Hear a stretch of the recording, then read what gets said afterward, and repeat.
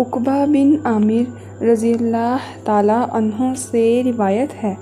رسول اللہ صلی اللہ علیہ وآلہ وسلم نے فرمایا، جب اللہ تعالیٰ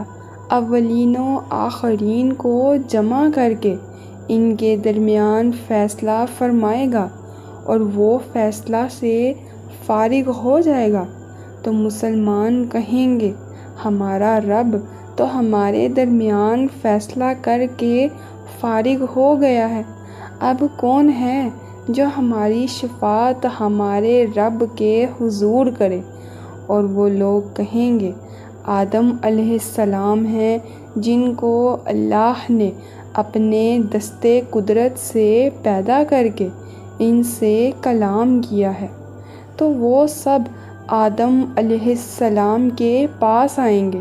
اور عرض کریں گے، ہمارے رب نے ہمارا فیصلہ کر دیا اور وہ حکم سے فارغ ہو گیا ہے، اب آپ اٹھیے اور ہمارے رب سے شفاعت کیجیے۔ وہ فرمائیں گے، تم نوح علیہ السلام کے پاس جاؤ، تو وہ سب نوح علیہ السلام کے پاس آئیں گے اور وہ حضرت ابراہیم علیہ السلام کے پاس جانے کو فرمائیں گے، پھر وہ حضرت ابراہیم علیہ السلام کے پاس آئیں گے اور وہ حضرت موسیٰ علیہ السلام کے پاس جانے کو فرمائیں گے، پھر وہ حضرت موسیٰ علیہ السلام کے پاس آئیں گے اور وہ حضرت عیسیٰ علیہ السلام کے پاس جانے کو فرمائیں گے اور وہ عیسیٰ علیہ السلام کے پاس آئیں گے اور وہ عربی امی صلی اللہ علیہ وآلہ وسلم کے پاس جانے کو فرمائیں گے، چنانچہ وہ سب میرے پاس آئیں گے اور اللہ تعالیٰ مجھے اذن دے گا کہ میں اس کے حضور کھڑا ہوں اور میرے جلوس کی جگہ سے ایسی خوشبو مہکے گی کہ کسی نے کبھی ایسی خوشبو نہ سونگھی ہوگی، یہاں تک کہ میں رب کے حضور پہنچوں گا اور وہ میری شفاعت قبول فرمائے گا اور میرے سر کے بالوں سے میرے پاؤں کے ناخنوں تک میرے لیے نور ہی نور ہوگا۔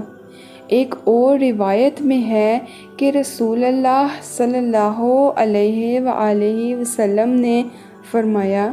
کہ ہمیں 4 چیزیں ایسی دی گئی ہیں جو ہم سے پہلے کسی کو نہ عطا کی گئیں۔ میں نے اپنے رب سے 5 چیزوں کا سوال کیا، اس نے مجھے وہ بھی عطا فرما دی۔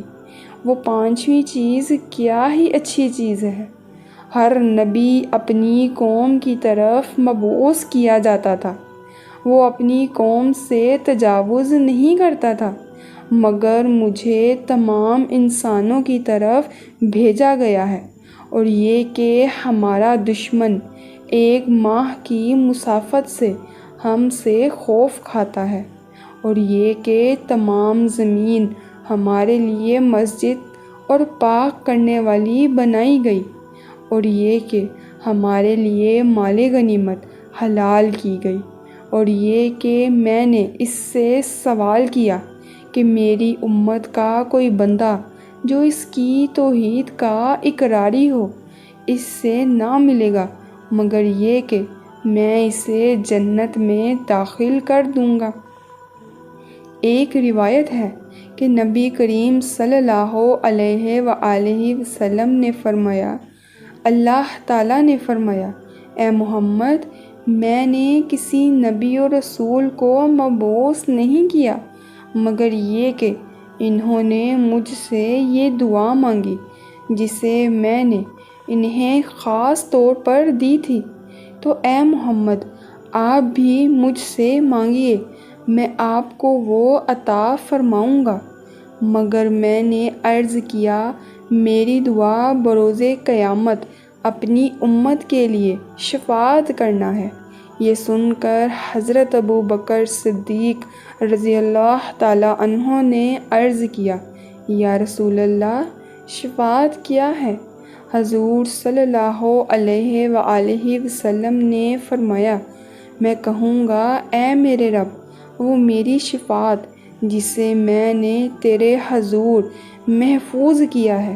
رب العزت فرمائے گا ہاں میرے پاس محفوظ ہے۔ تو حق تعالیٰ بقیہ تمام امت کو جہنم سے نکالے گا اور انہیں جنت میں داخل کر دے گا۔